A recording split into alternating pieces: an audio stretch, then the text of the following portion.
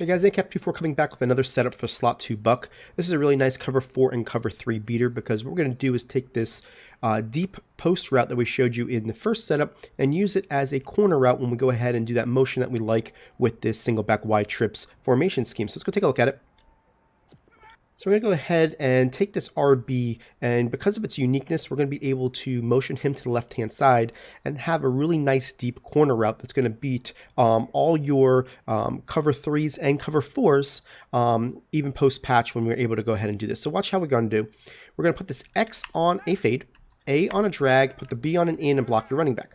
That's going to give us a couple different options in case anybody wants to manually cover it. We always want to have that back route with that B to be able to kind of throw it to a vacancy if the middle linebacker follows the RB. Let's go ahead and take a look.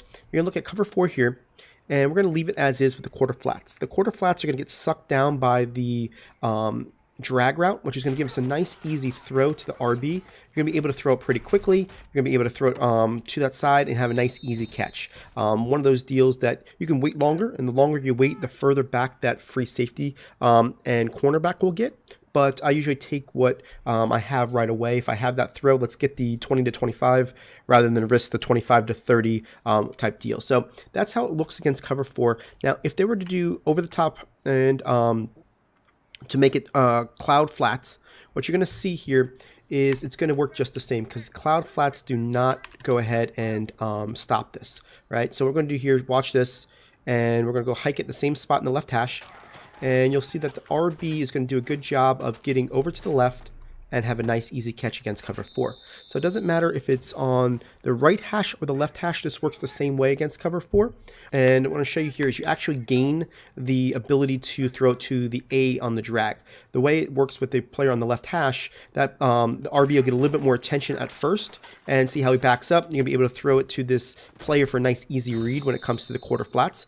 And when you go ahead and still have the ability to throw it to the RB, when you go ahead and look at it, because eventually the guy is going to break down on the A, and you're going to be able to throw it here and have the same success on the left side of the field. I want to make sure you see that. Right is my preferred spot because I like to do the motion when it comes to that one player to keep things consistent throughout the formation, but you can definitely do this on the left hash as well and have just as great success.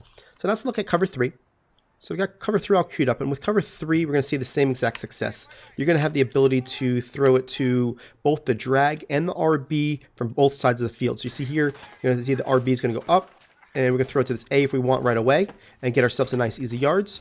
Or you can go ahead and wait until the corner route develops. The curl flat does a better job of making sure that he covers the deep corner, but it doesn't do a good job enough. You know, basically, he'll slow it down a little bit because his reaction is to go back. But this is such a deep corner that you're going to be able to go ahead and get this play over to the left-hand side for the catch over there. So even though we're going against Earl Thomas, great cover zone guy, we're going to be able to throw that ball and get the play in there. Now, when you go against cloud flats, let's go ahead and show you here.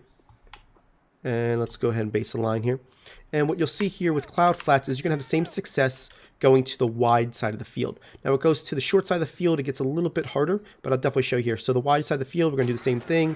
A is going to kind of go bring him up there. As soon as he has the ability to see that the guy jumps, you want to kind of throw that ball. I should have thrown it maybe a little bit more to the left-hand side just to give myself a little bit more room, but you can see where that player is going to be open. I just need to make a better throw for execution on that standpoint. So that's how it works against cover 3s. Both of them you're going to be able to work on. The left hash, like I said, you're going to be able to go ahead and get the same type success. You may just have to throw it to your drag a little bit more often because you run out of real estate a little bit depending on the player that you're going against. So now let's look at cover 2.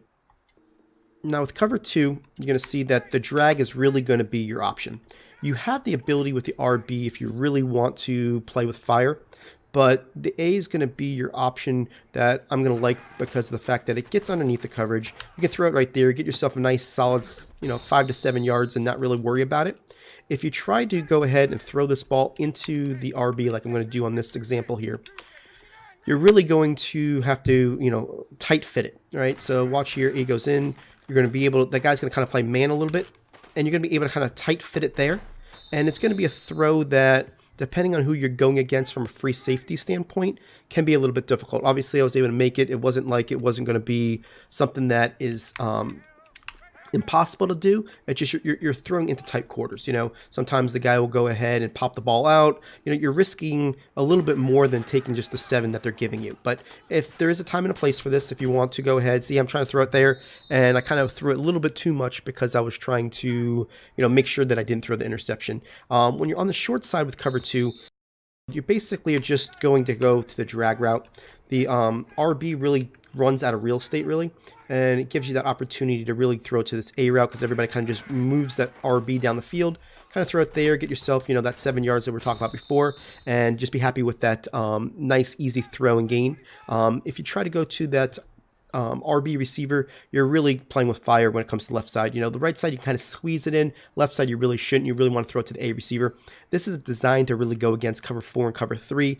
And if you get cover 2, it's kind of like, okay, what do I do from here? Let me just throw it to the dump off pass and get myself some 5 to 7 yards and kind of go to the next down. So that's basically how it is there. Let's go to man coverage now. So with man coverage, we're really going to go ahead and look at these routes, and the B is going to be the first one that we're going to really be able to have a fair shot of beating man coverage with. So when I look at B, I kind of look to see what his matchup is. Him against Sherman's not a great matchup, and he's probably going to get pressed a little bit here. So if he's dancing at the line and I'm not getting any type of clear understanding if he's going to be open, I'll shift my attention to the RB receiver, and we're going to be able to throw it to him on his break to the outside. So let's kind of look at it here, but your progression should always look at the B first because you have enough time to look at the RB after that. So look at B. Looks like he's kind of dancing a little bit, so we're going to go ahead and throw this ball on his break, and you're going to see how we're going to throw that in there. That free safety is going to make a great break if he's got one of those 91 zones like you know, Thomas does on this. He breaks right on your throwing motion. So you're going to see that you're going to want to throw that down and kind of to him to where you're not leaving it up there to dry, but you can see how well we were able to make that off of that break if you throw it right, you know. So that's kind of how it is. I'll do it one more time just to make sure you see it. And you've got either the B or the RB. Let's see if we can get to the B this time. If he does better animation, looks like he's not. So we're going to kind of throw it there. You can see how I'm possession catching it in front of him. And that's kind of really what you want to do. Make sure you get that possession catch there so you can kind of you know, get that ball and make sure that it doesn't pop out and kind of grab it, guys. So that is this second setup, guys. We appreciate your follow on this whole series, and we'll catch up with you later. Thanks.